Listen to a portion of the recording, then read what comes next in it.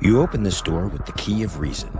Beyond it is another dimension, a dimension of truth, a dimension of freedom, a dimension of joy. You're moving into the land of both the ideal and the real, of the possible and the actual. You've just crossed over into the capitalist corner. Where reason meets reality, welcome to the capitalist corner. That's right, baby, where reason meets reality. Happy Thursday, everybody. I am Mark Pellegrino, the host of the Capitalist Corner, and also the chairman of the American Capitalist Party, along with my co-host and vice chair of the American Capitalist Party, Michael Liebowitz, who also has his own great show called The Rational Egoist. And there's some stuff going on today. There is. Around 3 Great o'clock. stuff. Let's hear what's going on, because the crowd here has to know it so they can tune in. You got to check it out. It's all about negative self-talk, how to deal with it. So anybody that has that problem, I know I have, you got to give it a listen. Very, very great discussion. Oh, that's awesome. But you're also having a debate today at 3 o'clock or somewhere around there. 3:30. It was originally 2:15, but then he said he wanted to switch it up and do 3:30. I accommodated him. And but sort of what the deal is with this person you're debating. The proposition is Trump is an authoritarian. He says, no, he's not. I say, yes, he is. He was rude to me. I'm going to be perfectly upfront. So the way that I made a post on Facebook and I said, Trump is an authoritarian. And he comes on and he says, what did he say? He said, I question your competence to make that statement. He said, so I'm going to ask you to define authoritarianism. Let's take it real slow. So I have a thing, right? Yeah. So normally, like, people may not know when I ask to debate people. That's something, because I have no interest in sitting there with my little fingers typing all day to make this point. So I just, let's just debate the issue. That's all. So 3:30 p.m. today, folks, we're going to find out if I am competent to make the point. Spoiler alert, I am. Spoiler alert. The results will be submitted to Grok to see who actually wins the argument, right? There will be no doubt. Oh, good. There will be no, and I'm not being arrogant. This is an easy case to make. Like, if someone were to say to me, can you prove you're friends with Mark Pellegrino? I would call Mark and say, Mark, are we friends? And that would be the but point. This is self-evident. This is something that doesn't even require a chain of reasoning, is what you're saying. No. No, and to be fair, I sent him copies of my debates with Andy Bernstein and with Richard Salzman on the topic. So, I was charitable. You are charitable. Very charitable. Well, speaking of negative thoughts, folks, this weekend at 9 a.m. Pacific, we are going to be starting our show on the intersection of psychology and philosophy. It's called Self-Made Soul. We're going to be starting off with Michael Soria. And Michael, I am right now reading your book, and I got to tell you, the first chapter was harrowing, fucking harrowing. I mean, you've told me quite a bit about your life, but to read about some of the specifics is just it put me there in real terms, and I mean, it was hell. And of course, later at some point we'll be talking about my upbringing, and we're going to merge these rather terrible beginnings that we both unfortunately had to experience into how philosophy helped us get out of it. I also have to give our disclaimer that what we say today has nothing to do with the Capitalist Party. We as a show are not affiliated with the American Capitalist Party. If you want to see what the Capitalist Party is all about, the American Capitalist Party, please go to americancapitalistparty.org.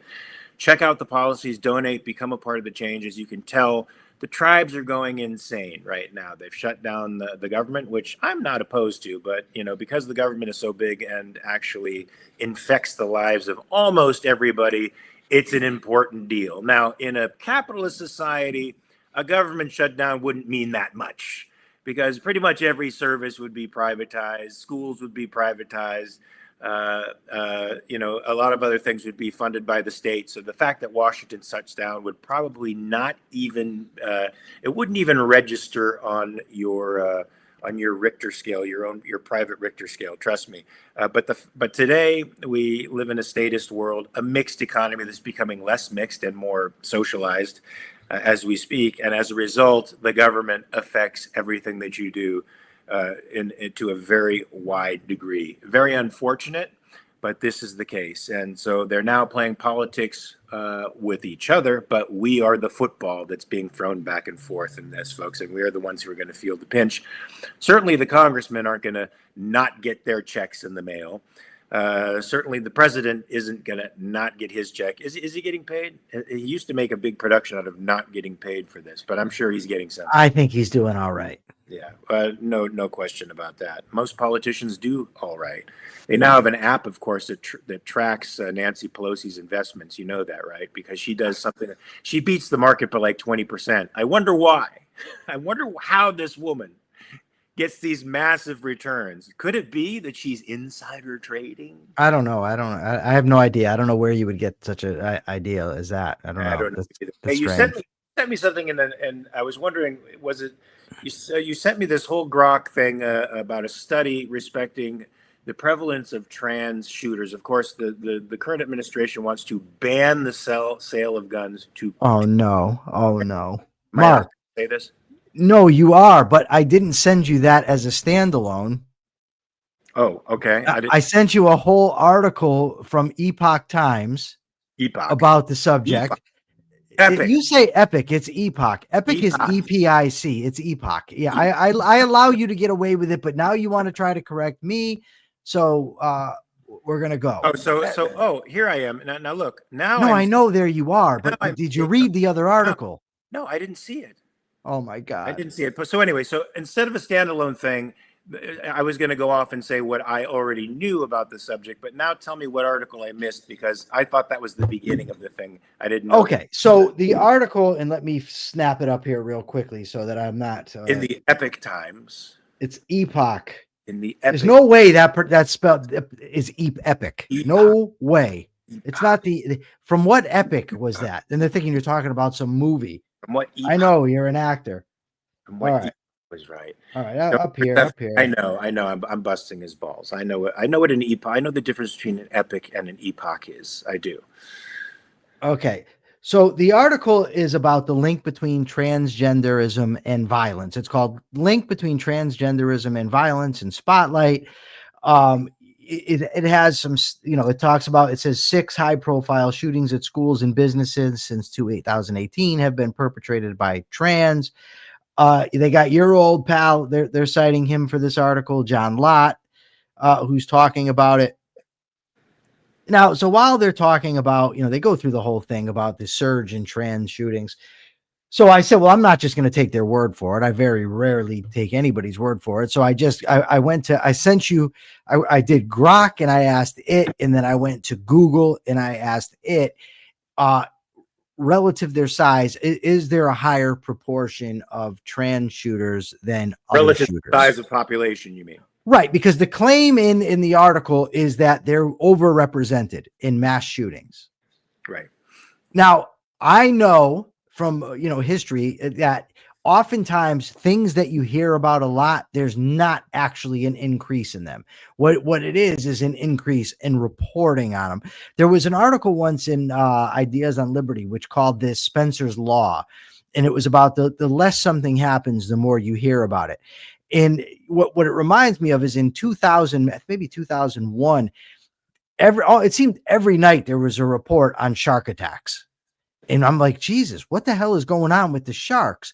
Turns out when all was said and done, there was less shark attacks that year than on the average year. But if you're watching the news, you just think it's out of control.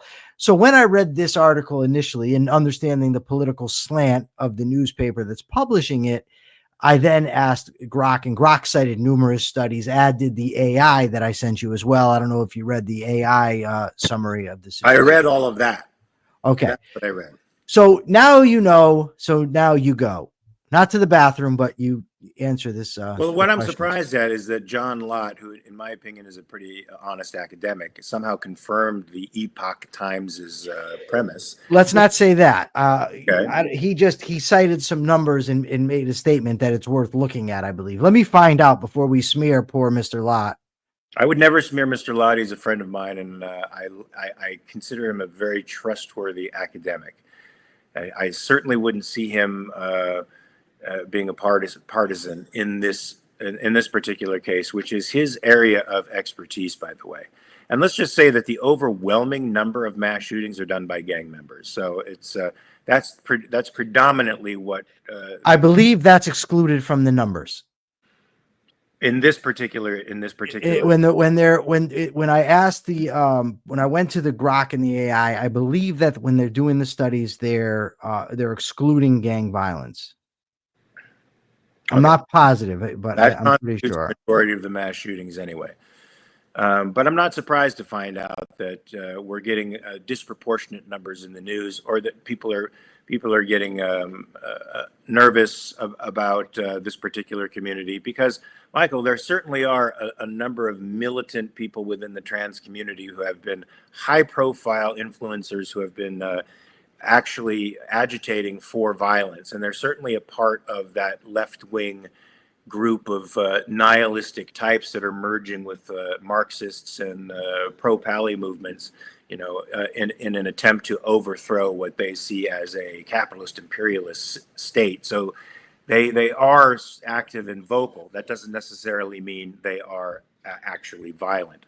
And the last couple of high-profile cases, of course, has given the administration the juice to go forward with attempting to. So let me interrupt just to tell you what John Lott said. John Lott said, if you look at mass public shootings since 2018, see, now once you throw in that public, now mass public, you understand, but it's not. I'm not going to say it's dishonest, but I will say that it can lead to a misunderstanding or a misrepresentation of what's occurring. He says you find about 5% of mass public shooters are trans, and given that their population is 0.7%, they're obviously overrepresented.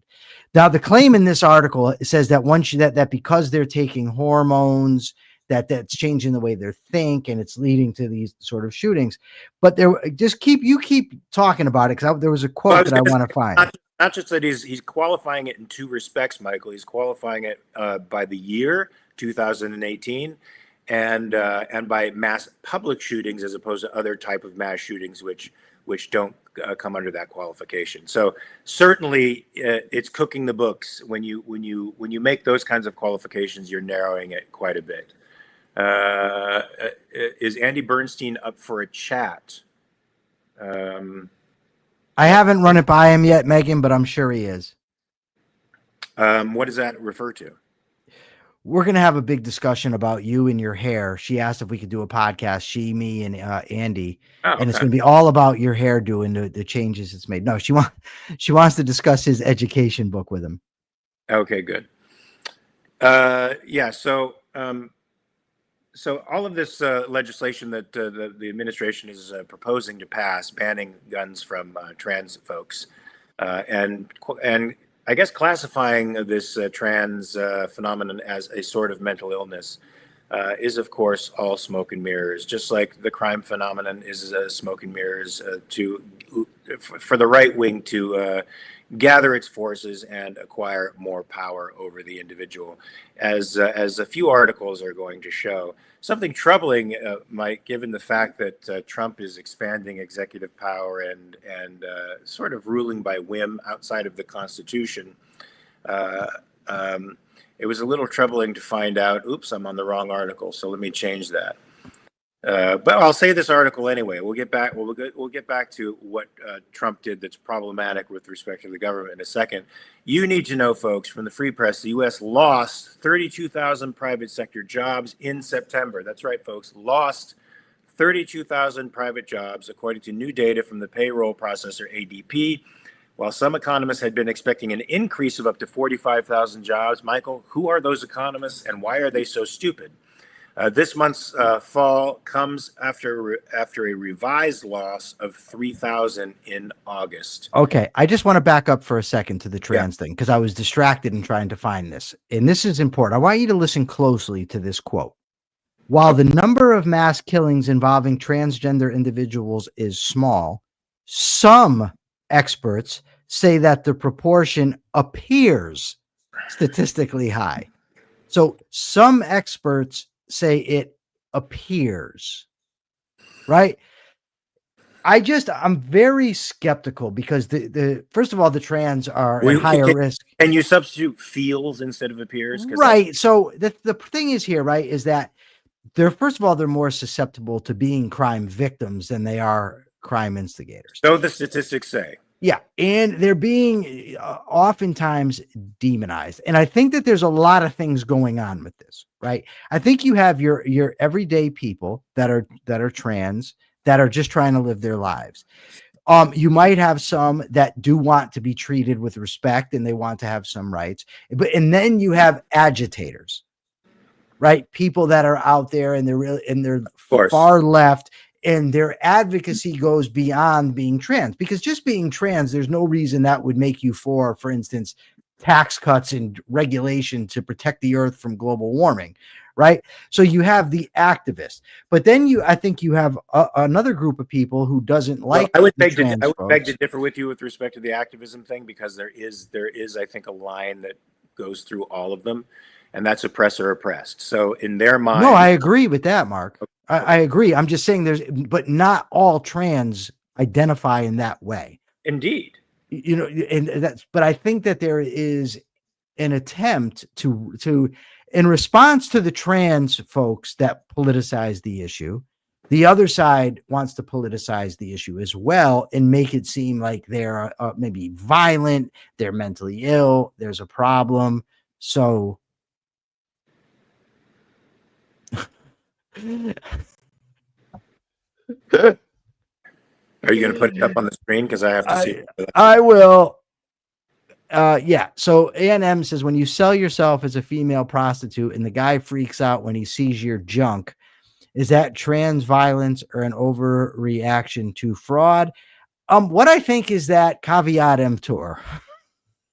If you were going to buy prostitutes, you have to understand that things may not always be what they appear.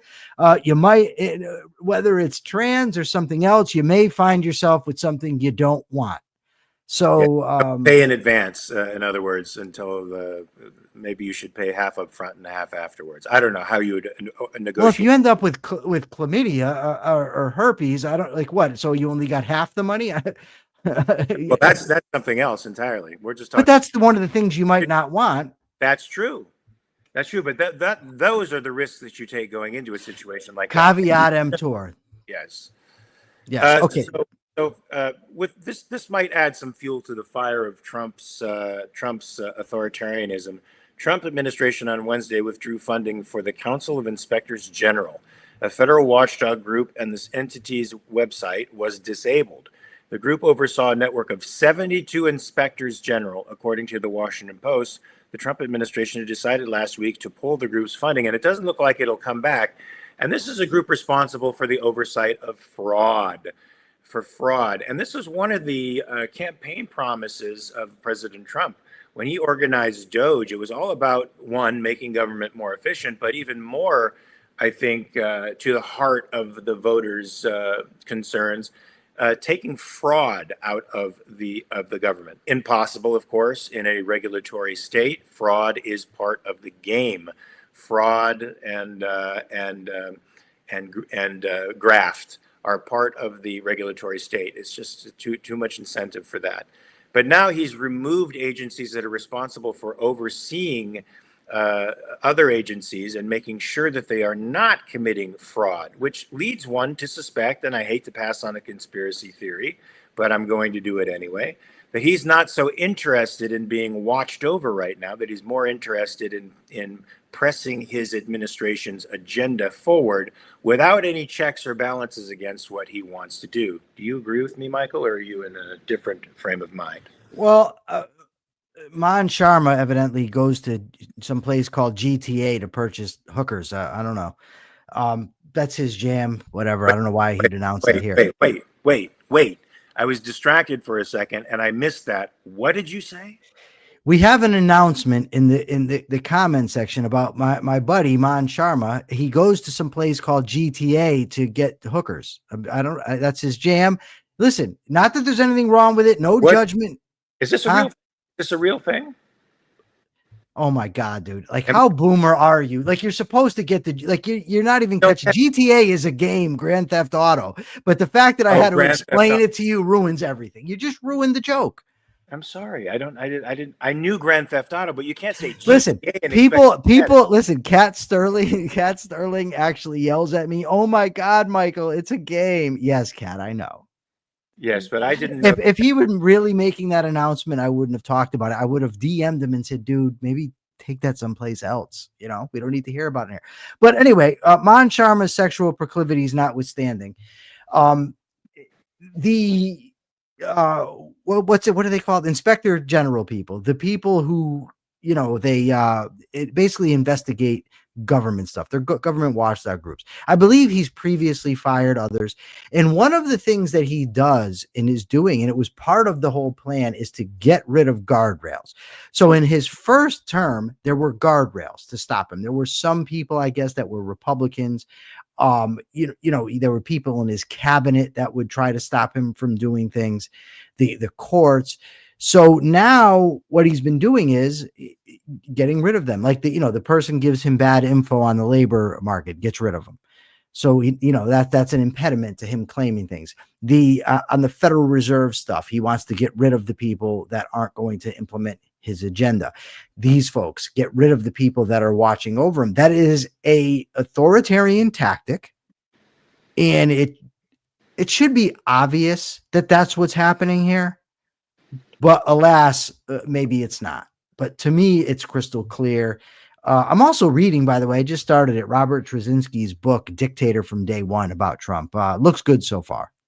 I'm only 20 pages into it, but it seems like a very good book. I'll have to check it out myself.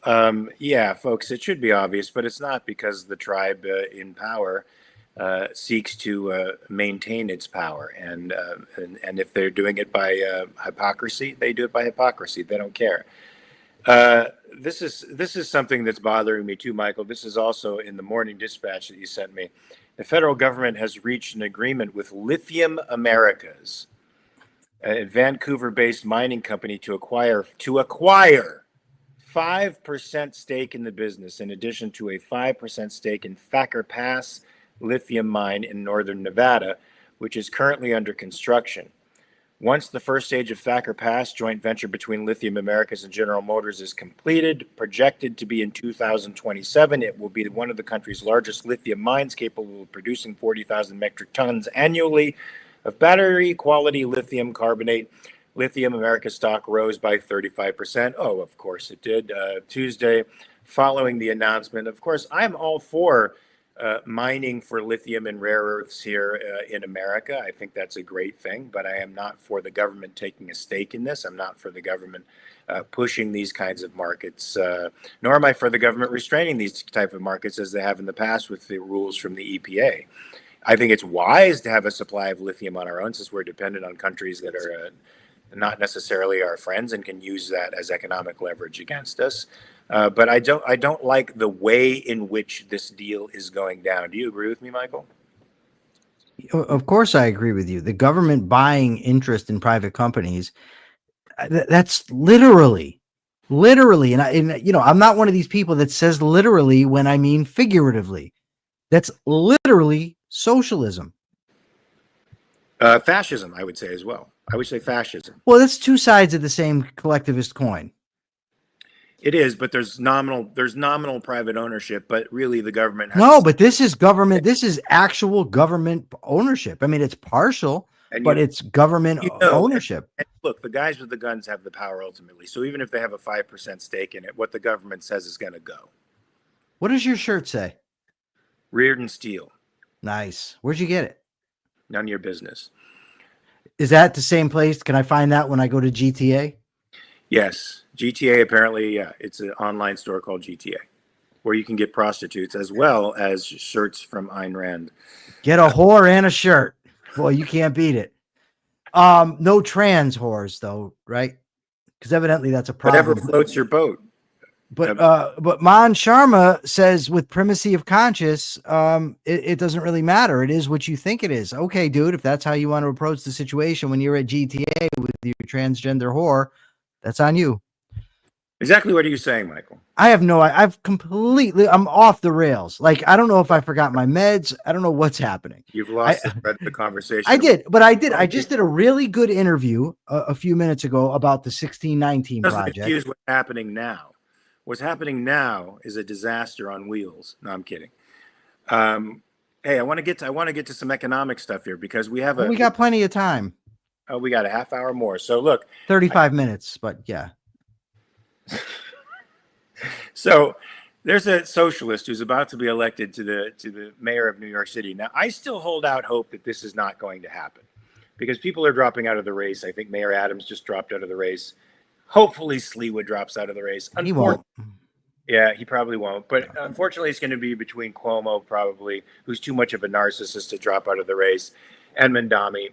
And I'm wondering, Michael, that because of I'm thinking that the vote will be less split now, and Cuomo, as corrupt as he is, might have an opportunity to inch out Mandami. But it's not looking good, according to every press account I've seen. It looks like this guy's getting in, despite his bad ideas. Now, there was an article here in Daily Economy about what precisely rent freezes do to the economy. Now, it appeals to people right now because I think the median rent price in New York City is somewhere in the neighborhood of $4,700. Now, I know when I visited some friends, this is about a decade ago in Chelsea, they had a studio apartment. Her husband was a banker. I don't know exactly what she did, but he was a banker. And they had a studio apartment, which means it's one room. Now, it was a nice single room, but it was a one room that contained everything. It was $5,000 a month for that studio apartment in Chelsea, in New York. Now that's crazy. And if the median price of an apartment is, somewhere in the neighborhood of $4,700, $5,000, that makes, living quite expensive in New York City. You have to make over six figures just to get a little place that a 1,200 square foot place or a 500 square foot place. Now, Mandami sees this and he's addressing this issue because people are concerned about rent prices. His solution, of course, is the tried and true method of rent freezing, which means that now landlords cannot adjust prices according to the market. Unfortunately for Mandami, there are such things called laws of economics. And when you violate these laws of economics, they have all kinds of ancillary effects. Yes, there will be a few people who will benefit from the price freeze, right? Those few people that live in homes, but they will be incentivized to, one, not leave their home and downsize. And other people who build homes will be incentivized to not build homes because it's not worth the cost ceilings on them. They can't maintain the homes and apartments as they would. And the other regulations that go along with it make building impossible. So it really incentivizes a scarcity of homes. It doesn't incentivize more homes for people to live in. It incentivizes a scarcity. And I'll give you one example. Shortage. Hold on. It incentivizes a shortage. You have to be precise here. Okay. Precise. Thank you for your precision. That's what I'm here for. I'm here to bust balls, correct you over minor errors, and generally piss everybody off, especially the whores. I love that. The Gothic whores? The Gothic whores. Cat Sterling. Cat Sterling. What? Cat Sterling. Admitting you can't call her that. She said Gothic whore. But Kathy, Kat, I'm very sorry. I apologize for my co-host. We love you. You are wonderful. Listen, let me tell you a personal story here. About Gothic whores? Not about Gothic whores. But I lived in a rent-controlled apartment in Hollywood for a while. And I put about $10,000 of improvements in the thing. I really fixed the thing up because I thought, I'm incentivized to hold on to this thing because it's a 2-bedroom place that would normally cost about, at the time, $2 or $3 grand. And I'm getting it for $800. And my neighbor had moved into his rent control apartment in the late 60s or early 70s. So his apartment that would now be going for $3,000 or $4,000, he's paying somewhere in the neighborhood of $450 a month for. So of course, there's no incentive on the part of the landlord to help him to fix anything, to upgrade his place. There's no incentive at all because he's losing money like a sieve with my friend. And it would have been the same with me. I transferred that apartment over to a friend of mine. And I said, don't lose it because I might want to, use this as an office space at some point later on. That's what you're incentivized to do when you have a rent control like this. You're incentivized to pass it on to people you know and to keep it in the family, which prevents other people from moving in when they need housing. You're incentivized to rent it out, or to keep it as an extra place, which was mentioned in the article. And I felt that exact same thing. Of course, I lost the place because my friend and I had an argument. He decided that he was going to move out. And now they are charging somewhere in the neighborhood of $3,500 to $4,000 for my apartment in Hollywood a month. And so, yeah, folks, this will incentivize all kinds of bad behaviors on the part of people who are renting those spaces and on the part of builders.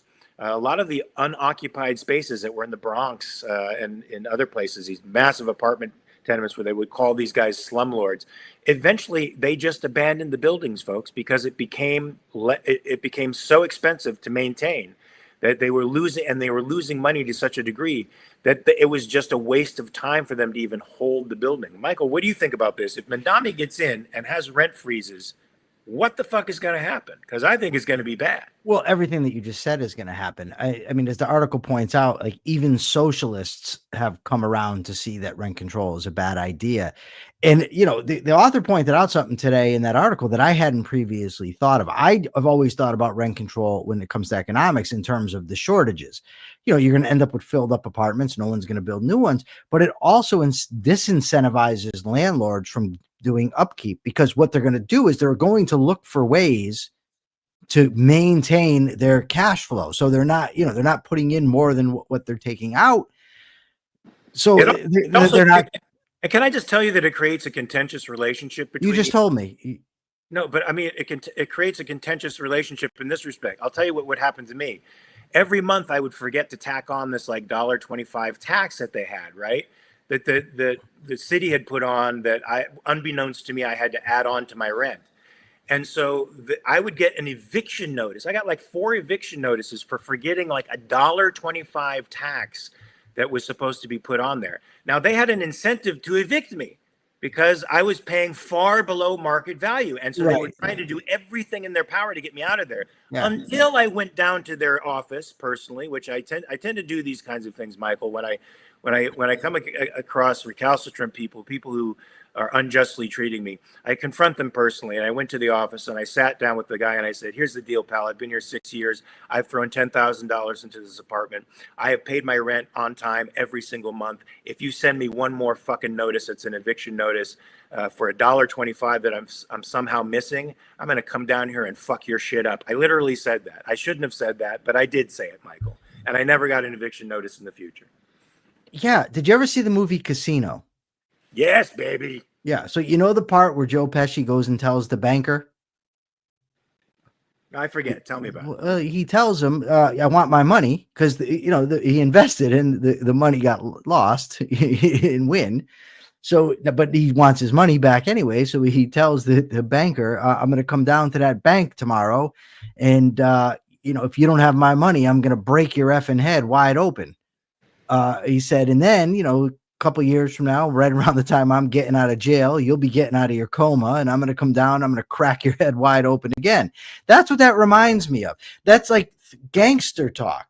We're capitalists. We're not the Gambinos.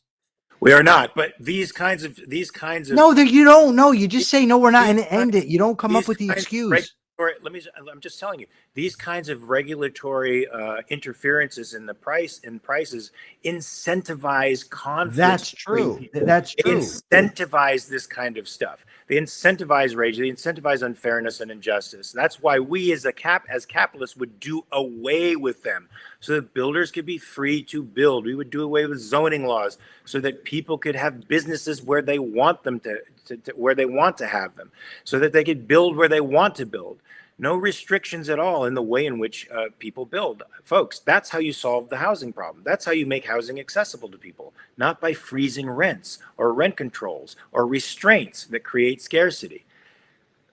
Tommy says, Gary Bernard says, can't wait to hear MAGA and the Trump fan club point out that governments shouldn't be in the grocery business, only the steel, TikTok, and computer chip business. Yeah, I'd love to see how Ayn Rand fan club squares that. Oh, he's not here today. He would just say the left is bad, but it's Tammy, not Tommy. Our apologies, Tammy. So, Well, the article, and we apologize to the landlord that has been traumatized by Mark.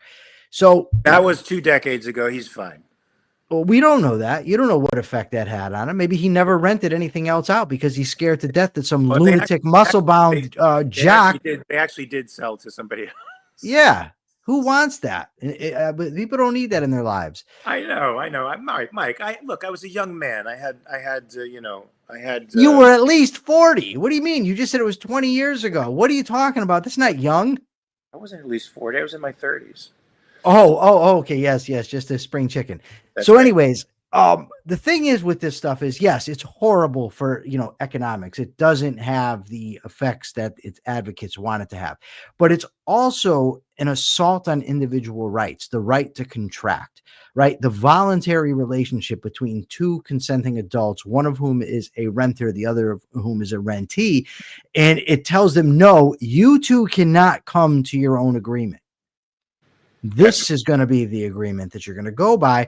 And it does create that relationship because I'm a renter. I'm pissed now. I'm forced to rent to this guy. I'm forced to rent to a millionaire actor who could be out there paying all kinds of stuff, but I got to keep him in my place for this low amount. And I'm pissed. And then the guy's coming to me and threatening me on top of it. That is, and I mean, I'm joking, yes, but I'm also serious because when a lot of the people that are in these rent controlled apartments are high end income people, right? That's what my friend isn't. My friend is now 80 years old. He's been on welfare for decades now, and he was on welfare at the time that I moved into the place. So he's got a chronic disease that disables him. So he really does have nowhere to go. No, some people that's the case, but a lot of the times it's wealthy people.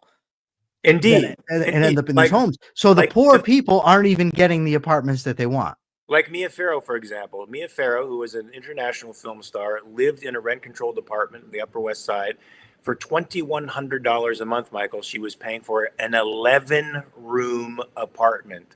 $2,100 a month. That is absolutely insane. How she could do that how she could keep that with a straight face, I don't know. Hey, buddy. Anyway, Tammy says, now Tammy, so I'm reading it right now. I hate it. I make too much money to qualify for help, not enough to pay for rent. I don't know where I'll be living by summer, but definitely can't afford my rent alone. Yeah, there you go.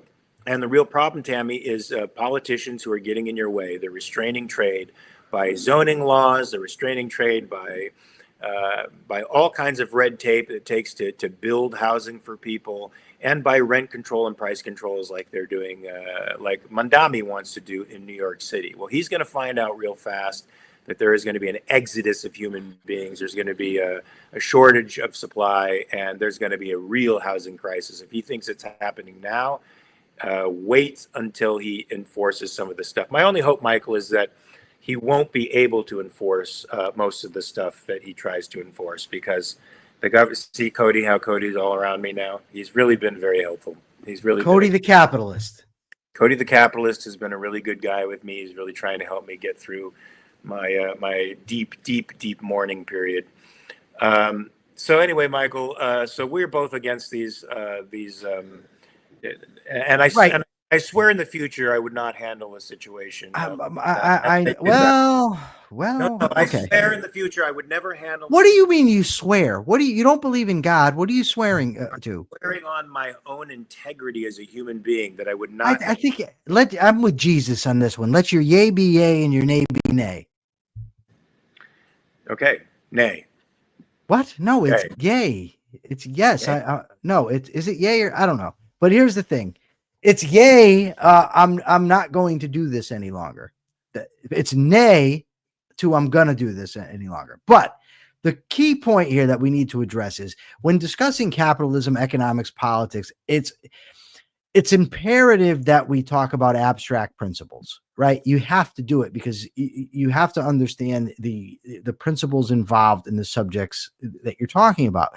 But at the same time, it's important to understand the concrete consequences, right? The concrete consequences to increases in minimum wage are unemployed, low-skilled workers.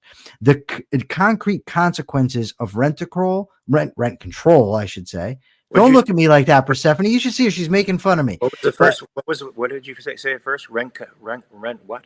I don't remember. You got to look at the video. You can go back and you can check it out. But the point is that the effects of rent control are going to be a shortage of housing, shoddy apartments, always your contentious relationships with your landlord.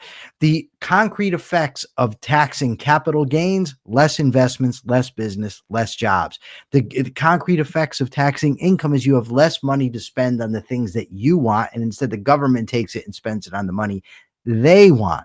So you have to always remember and apply this stuff to real life situations. When the government is promising things, free healthcare, whatever it is, it's not going to produce it, right? It's going to, in the end, lower your standard of living or suppress it to where it would have been better had they not intervened. And it's always important that we talk about what that. all they're doing, folks, is robbing Peter to pay Paul. They're just diverting resources from its productive uses to non-productive uses, and that's why it ends up fucking up supply chains. It ends up fucking up free exchange, and causing, I think, it deteriorates the human spirit. To be honest with you, Man Sharma says this, Michael, and I think we should address this question. Mark, serious question.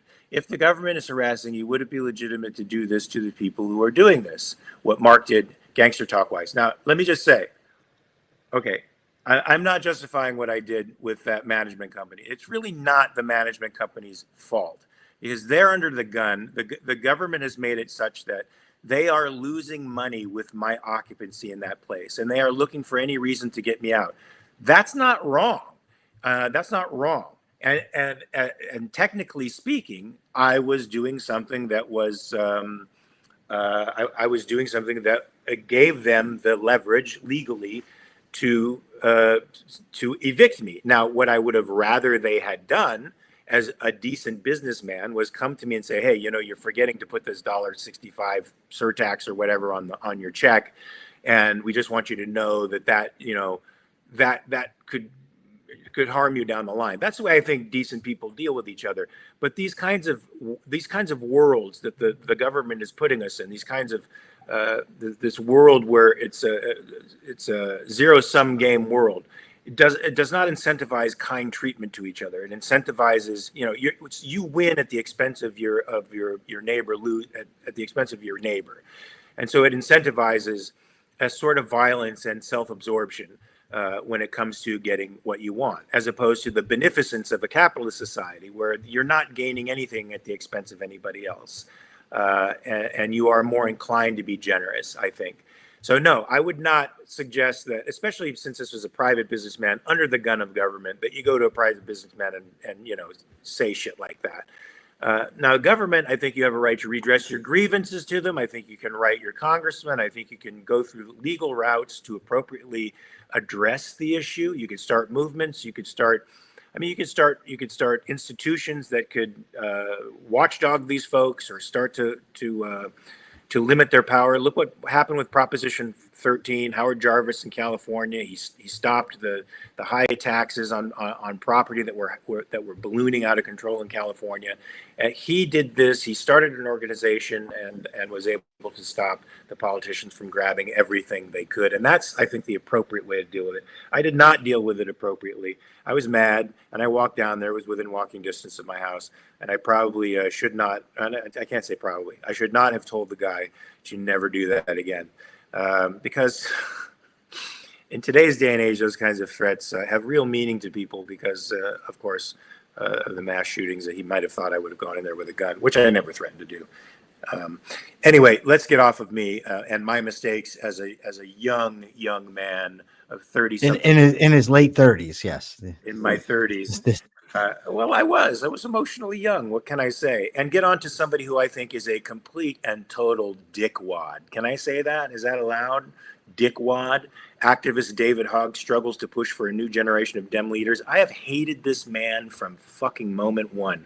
I have wanted to strangle this son of a bitch. Dude. Great. I'm sorry. I know I'm talking violently. I shouldn't. But Michael, if I don't talk violently, then maybe I would act violently. No, I wouldn't. I don't like this man. What? I haven't liked him from moment one because he has parlayed the Parkland shooting into a political career. He sees the White House. He has been an activist in all of the wrong areas. This guy is hard left. He's an anti-gun advocate who's privileged, a privileged elite who went to Harvard University and was at vice chair of the Democratic National Committee at his age.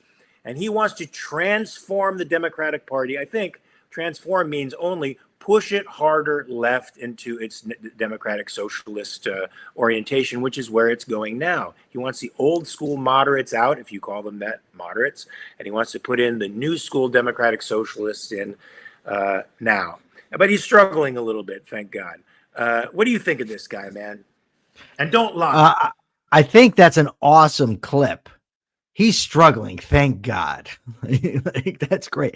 No, I couldn't stand them. You know, sometimes you just get a sense of somebody. And you know, the sense can turn out to be wrong, of course, but you get them nevertheless. In my early sense of this kid, when he was always out there yapping and whatnot, he was just a little like a jerk. I just didn't like him. Subsequent events, I don't really care for his communication style, you know, his personality, but more importantly, are the policies he recommends. Because again, this is a situation, right? So I can understand his hostility to guns. I can, even though I disagree with him on the gun issue. I get it. You're 17 years old, or 18, whatever he was at the time. You suffer this horrible tragedy that is liable to leave a mark on anybody, right? It could have that effect. The problem is he wants to get socialists elected, like Mamdani, right? So it's not just that you went through a traumatic thing. You actually are a left-wing ideologue who wants to get people elected to implement your agenda. And that's where I say, okay, well, then you're open season for criticism, right? Because it's obviously wrong what the people that you're trying to get in there. And the good thing is he's rubbing the older folks a wrong way. Like, I mean, you had Charlie Kirk on the right. He might have rubbed them the wrong way. I don't know, but he's had a tremendous amount of success, whether you agree with him or not, with Turning Point USA in helping to reshape the Republican Party. David Hogg has run into a buzzsaw, it seems, being, you know, basically forced to resign. And it doesn't seem he's going to get his way. It seems that he had criticized, you know, big donors, but then he relies on big donors. So his policies are bad, and he seems to be inept at leadership within the party. So, you know, the article was there, and I thought it was an interesting article, but ultimately, Dangerous Loaf of Bread says he's an ass clown, which is another one of these terms that I don't really understand, although I've used it. Ass clown. I don't know. I don't get it either. Who said that? A dangerous loaf of bread. Like, I don't know. Can you explain what an ass clown is exactly? It's an interesting term. It is, and I've used it. I have. But I'm trying to visualize it. I'm trying to visualize. You're trying to visualize it like what? A clown with an ass face? Is that what it is? It's a clown with an ass face. I don't know, but why do you want to picture that? Because I'm trying to wrap my mind around the concept, Michael. And sometimes that means trying to picture exactly what it is. What is an ass clown? Who's Dean Winchester? Who's Dean Winchester? Dean Winchester is one of the Winchester boys in Supernatural. What are you talking about? You don't know who Dean Winchester is? I did. I was being funny. But evidently he has used this term ass clown too. All right. Well, he markets all kinds of interesting ways of saying things. So I guess it's just funny just because they're two terms. Either way, I have no desire to picture it. I think I kind of know what it means. Either way, we can agree David Hogg is an ass clown. He is an ass clown. Ass cheeks pointed with a clown face. Pointed with a clown face. That's what Kat Sterling says. She's sort of trying to suss her way through the concept as well. I'm sure it was super funny when Dean Winchester said it because it's just, you know, the two concepts don't necessarily go together, but, you know, and that's what makes it funny. Maybe that's what makes it funny, Michael. Greg Lewis, my man. Greg Lewis has done a Google search on the term. Okay. And it's a socially inept or stupid person. Okay. Well, then that fits. Ass clown fits for David Hogg. See, I think you're giving him a lot more. I mean, you've been pretty spot on with him, but what am I trying to say? I have I no think idea. okay, I'm going to get it out now.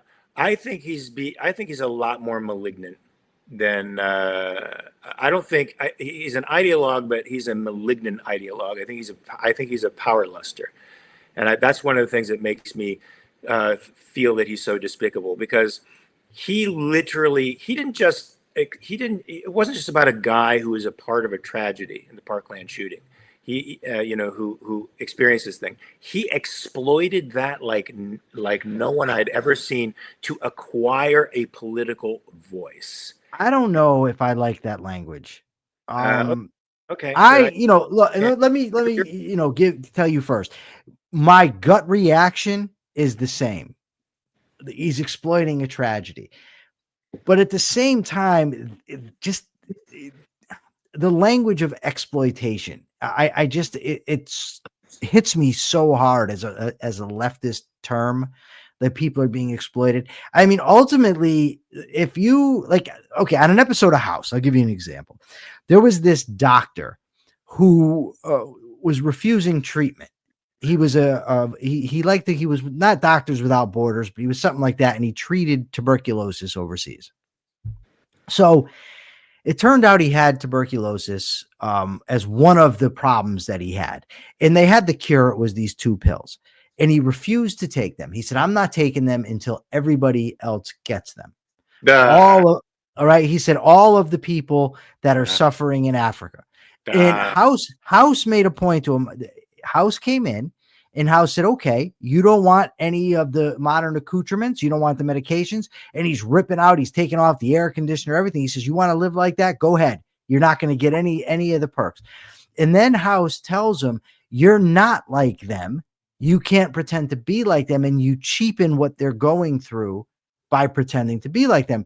And the guy responded, and here is the relevant point. The guy said, "Look, I don't say that I'm different from those people," because he called the press conference, and House said, those people can't call a press conference. He said, "I don't say I'm different from those people, but the media does. And if the media is willing to come give me a hearing and I can get out the message, why wouldn't I take advantage of that? Wouldn't that make me a jerk?" So if I'm a big believer in something, for instance, and a tragedy strikes that illustrates the point that I'm making or that I believe in. Like, for instance, we constantly criticize communism based on millions and millions of deaths. I don't view that as exploiting those tragedies. I think of them as using them to make a point. And so while I sympathize with the idea that he's exploiting it, and it does come off to me as trashy, I'm not sure that intellectually that is the proper way to say it, to see it. That's my ultimate long-winded point. We will disagree and move on to probably the final topic of the day, as we have 6 minutes left, and we still have to get the capitalist thought of the day in and the Q&A. Did we get an answer to your question yesterday? What was the question yesterday? You don't go check? I didn't check. But it's right there. You just go to the YouTube station. They make the comments. What did they say? They make the questions, and they answer the questions. So why do I have to tell you? Oh, you're saying you didn't check. I think you're exploiting me. I did check. Okay, so just simply tell me the answer. Some people say they like it when we agree. So, one guy said as long as it's in good faith and serious, he likes it. Somebody else said that even when we disagree, we're doing it based on shared principles. So he likes the perspective. That's good. There was a few answers there that are good, but it does no good for you to come when we're asking people to look at it, and then he's saying something. She's contradicting you. She's saying most people said they preferred disagreements. So they might have done it since the last time I looked. I'm just saying that's, and I don't know, Persephone. I think, but the bottom line is I look, and you can't come on the show and say, "Yeah, I don't look." You gotta look. You go look. You promote the show by looking. It's what I do. I just promote the show by looking. No, okay. That's what you should do. That's what you're not doing. Well, I got a lot of things on my plate, man.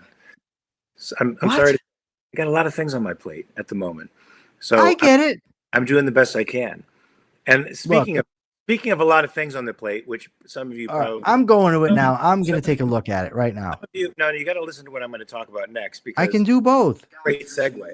I said I had a lot of things on my plate, but this is unusual because people are getting less things on their plate because grocery prices are rising again.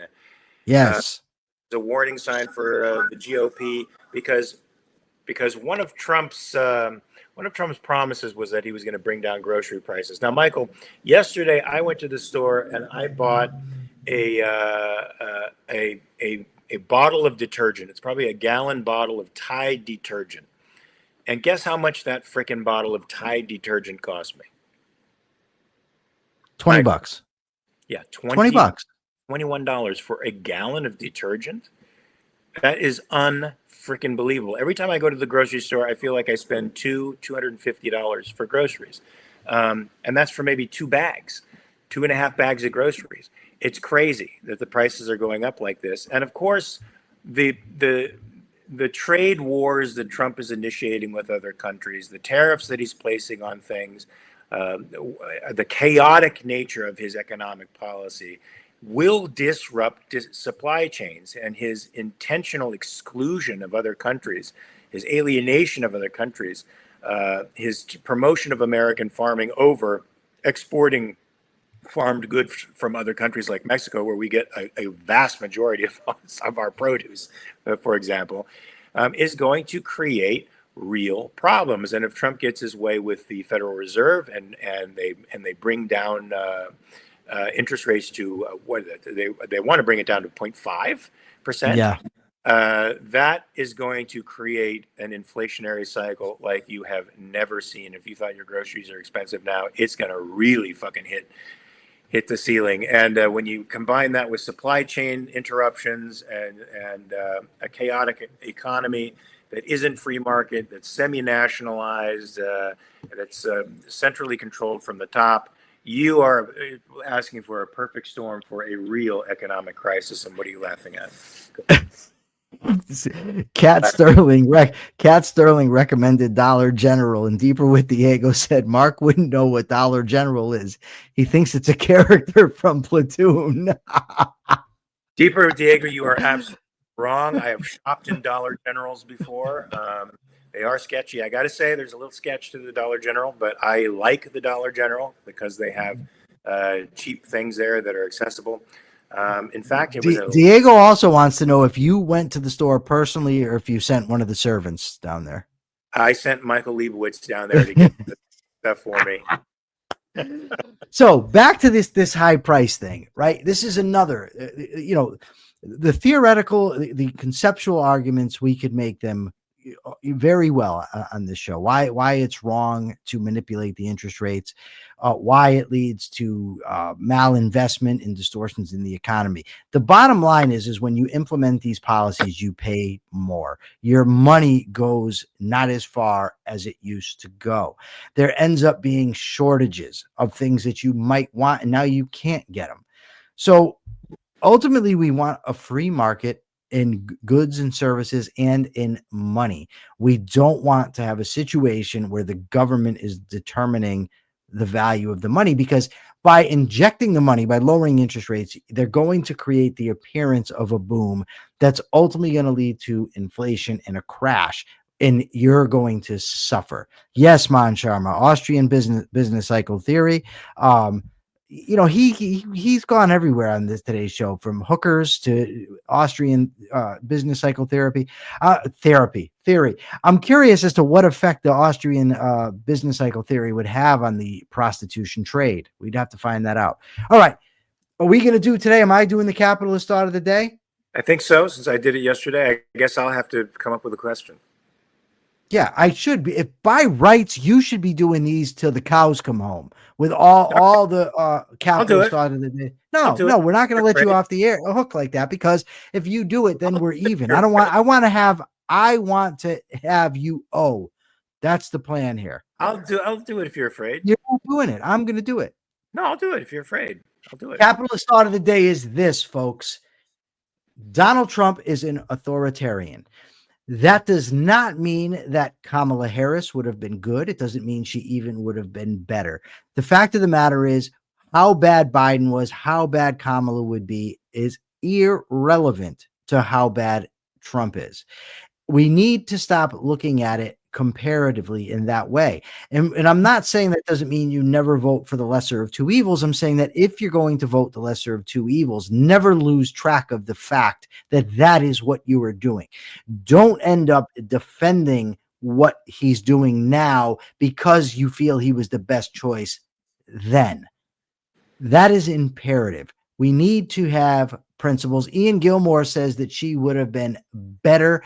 I don't know that, Ian, and I don't think that you do either. The bottom line is whether she would have been or not, I know this: Trump is bad. And I will be debating just how bad he is. Tune in at 3:30 today, and you will get to see that debate. 3:30 Eastern time, I should say. And if you're watching this on a recorded version, then you can just watch my debate on the same channel, the recorded version. With that, I turn it over to the one, the only, the great Mark Pellegrino to ask today's question. That's right. Remember to watch that 3:30 today, folks. Hopefully I'll be able to watch it because I want to see this live if I can. My question, folks, is something very simple. Cake or pie? Which do you like better, cake or pie? I'm sorry, Michael. That's just where I'm going right now, okay? You can go wherever you want. It's your question. I didn't say anything. I'm looking at Persephone. She's the one that's pissed. Your face, the look on Because your I'm looking at Persephone. She's pissed about this question. She's just What? threw her headphones. I don't know. She threw her headphones? The Yeah, ones with you know how she has the headphones with the cat ears? The cat ears are now broke because she whipped the headphones at your question. She the didn't have headphones off. All right, next time I'll try to come up with a serious question that'll get people thinking. In the meantime, folks, you have 23 hours to rethink your premises. And also, if you could do me a favor before tomorrow, say a little prayer for my baby Frankie. I miss him tons. I'll see you here tomorrow, 9 a.m. Pacific, 12 p.m. Eastern time. Until that time, check your premises and peace.